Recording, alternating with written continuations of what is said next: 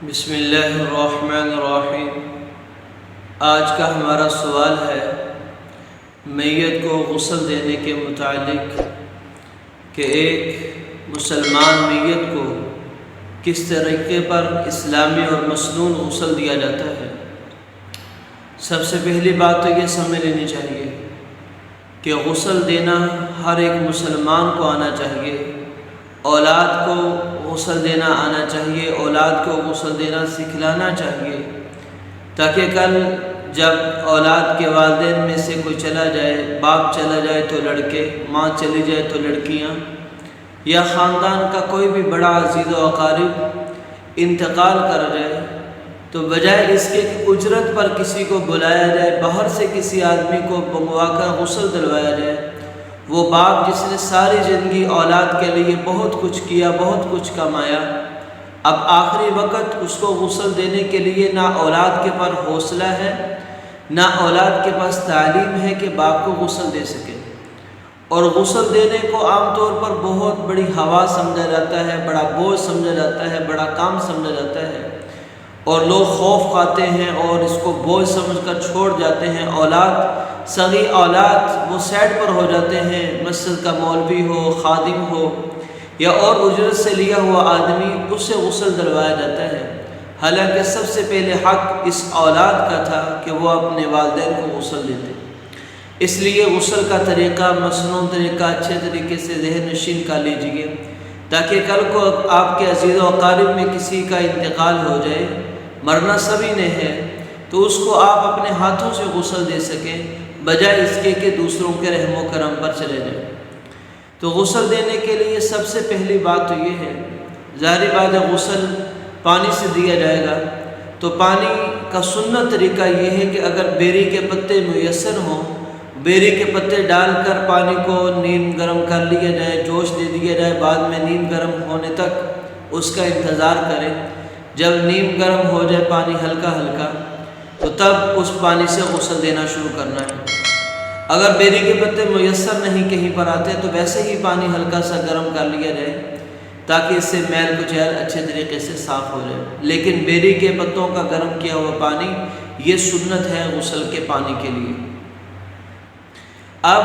غسل کرنے کے لیے پانی کا انتظام ہو چکا ہے، تو میت کو جس تختے پر غسل دینا ہے اس تختے کو 3 دفعہ، 5 دفعہ یا 7 دفعہ لوبان کی دھونی دینی ہے۔ دھونی اس تختے کے چاروں طرف چکر لگانے ہیں، 3 دفعہ چکر لگا لیں، 5 دفعہ لگا لیں، 7 دفعہ لگا لیں۔ اس دھونی دینے کے بعد اس تختے کو اچھے طریقے سے صاف کر لیں، اگر اس پر مٹی وغیرہ لگی ہے اس کو صاف کر لیں، اور اگر پہلے سے صاف ہے تو آپ میت کو اس تختے پر لٹا دیں۔ لٹانے کے بعد سب سے پہلا کام تو یہ ہے کہ میت کے کپڑوں کا اتارنا۔ اگر میت کے کپڑے آسانی سے اتر جائیں بغیر کاٹے، جسم کے اعضاء نرم ہیں، آسانی سے اتر سکتے ہیں اور میت کی بے اکرامی نہیں، تو کوئی حرج نہیں، کپڑے اتار لیے جائیں۔ اور اگر جسم سخت ہو چکا ہے، اتارنے میں مشکل ہے یا بے اکرامی ہے، اس کے لیے تکلیف کا باعث ہے، تو کپڑوں کو چاک کر لینا چاہیے، یعنی کینچی سے کاٹ لینا چاہیے۔ اور کاٹنے کا طریقہ یہ ہے کہ گریبان سے کینچی کو ڈالا جائے اور پھر نیچے تک قمیص کو کاٹ لیا جائے، بازوؤں کو یوں کاٹ لیا جائے۔ شلوار کا تہبند وغیرہ ہے تو وہ کھول لیا جائے، اگر شلوار نہیں اتاری تو اس کو بھی کاٹ کے اتار سکتے ہیں۔ تو جسم سے کپڑے جیسے ہی اتارنے ہیں، جب قمیص اتارنا ہے یا شلوار اتارنی ہے تو ایک موٹا رنگدار کپڑا لینا ہے، وہ میت کی ناف سے لے کر پنڈلی تک آئے، اتنا موٹا ہو، رنگدار ہو کہ جب جسم پر پانی پڑے تو میت کا جسم واضح نہ ہو سکے، اس کے اعضائے مستورہ، شرمگاہ کسی کے سامنے ظاہر نہ ہو سکے۔ کپڑے اتارنے کے بعد اور سطر پر کپڑا رکھ دینے کے بعد سب سے پہلا کام یہ ہے کہ میت کا استنجا کروایا جائے۔ بائیں ہاتھ پر دستانہ چڑھا لیا جائے یا ویسے کپڑا وغیرہ چڑھا لیا جائے۔ براہ راست شرمگاہ کا چھونا یہ ٹھیک نہیں، نہ زندہ ہونے کی حالت میں نہ مردہ ہونے کی حالت میں، اس لیے دستانہ یا موٹا کپڑا چڑھا کر۔ اب یہاں پر استنجے کے مسئلے میں بھی بات سمجھ لینی چاہیے۔ اگر اولاد میں کوئی موجود ہے تو سب سے پہلے اولاد اپنے باپ کا استنجا کروائے،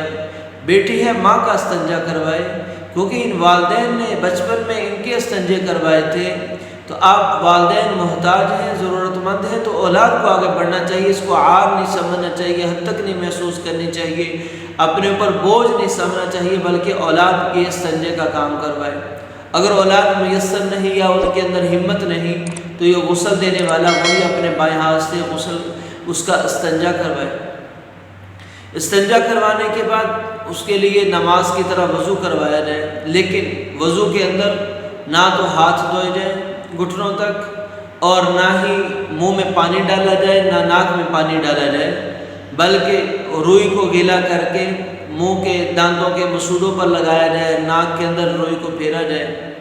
ہاں اگر میت جنبی تھی یعنی ناپاک تھی یا عورت حائضہ تھی، اس وقت یہ گیلا کر کے دانتوں کو مارنا، ناک کے اندر روئی کو مارنا یہ ضروری ہو جاتا ہے، اس کا اہتمام ضروری ہوتا ہے۔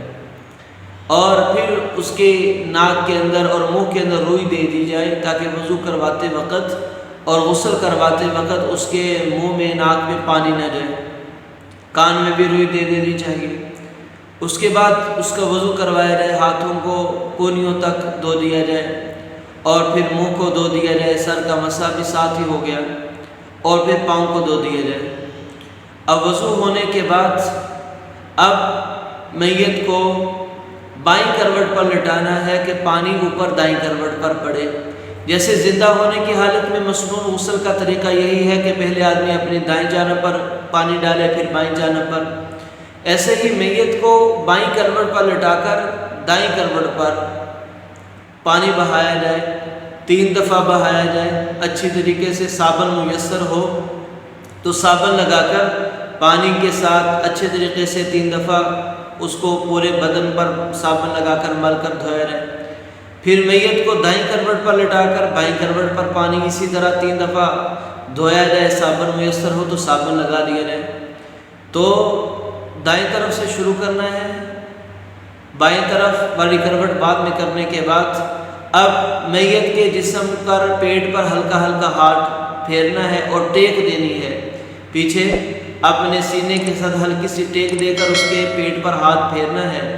غسل دینے کے بعد، تاکہ اگر کوئی گندگی وغیرہ ہے، نجاست وغیرہ ہے وہ نکل جائے، اور اگر نجاست وغیرہ نکلی ہے تو اس کو صاف کر کے پانی بہا کر دوبارہ غسل اور وضو کی ضرورت نہیں ہے۔ اب جب اس طریقے سے پوری میت کا 3 دفعہ دائیں 3 دفعہ بائیں غسل ہو گیا، اب اور پھر لٹا کر تھوڑا سا ٹیک دے کر اس کو آسرا دے کر پیٹ بھی مل لیا، اس کے بعد دوبارہ کافور ملا ہوا پانی، خوشبو ملا ہوا پانی، وہ میت کو دوبارہ پھر اس کو بائیں کروٹ پر لٹا کر یعنی دائیں کروٹ پر پانی دوبارہ خوشبو ملا ہوا پانی اوپر لگا دیا جائے۔ اب جب غسل یہ مکمل ہو چکا ہے، اب کفن میں رکھنے سے پہلے اس کے جو اعضاء ہیں سجدے میں لگنے والے، اس کی پیشانی ہے، اس کی کوہنیاں ہیں، اس کے ہاتھ ہیں، اس کے گھٹنے ہیں، اس کے پاؤں ہیں، تو ان چیزوں پر جہاں پر وہ سجدہ کرتا تھا ان چیزوں کے اوپر سجدے کے اعضاء کے اوپر خوشبو لگا دی جائے، تو یہ آدمی کا، میت کا، مرد ہو یا عورت، غسل مکمل ہو چکا۔ ایک بات سمجھنی چاہیے کہ غسل دینے والے کے لیے غسل کرنا فرض ہے، واجب ہے، سنت ہے، مستحب، تو اس کے لیے غسل کرنا مستحب ہے، وہ بھی اس لیے تاکہ اگر میت کے جسم سے کوئی ناپاکی نکلی ہے یا ناپاک پانی کے چھینٹے ہیں وہ صاف ہو جائیں، کپڑے صاف ہو جائیں۔ اگر کوئی غسل نہیں کرتا، اس سے پتہ ہے کہ میرا جسم صاف ہے، کپڑے صاف ہیں، تو غسل کرنے کی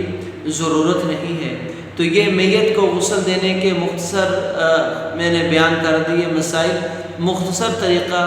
امید ہے کہ تمام کو یہ سمجھ میں آئی ہوگی اور بہت آسانی سے سمجھ میں آئی ہوگی۔ اسی طریقے پر اپنے مردوں کو، اپنے متعلقین جو وفات پا چکے ان کو غسل دینا چاہیے۔ اللہ تعالی ہمیں ان طریقوں کو سیکھنے کر اور اپنے مردوں کو غسل دینے کی توفیق عطا فرمائے۔ دوسروں کو رحم و کرم پر لگانے کی بجائے اولاد کو خود اپنے والدین کو غسل کی توفیق عطا فرمائے۔ مع السلامہ۔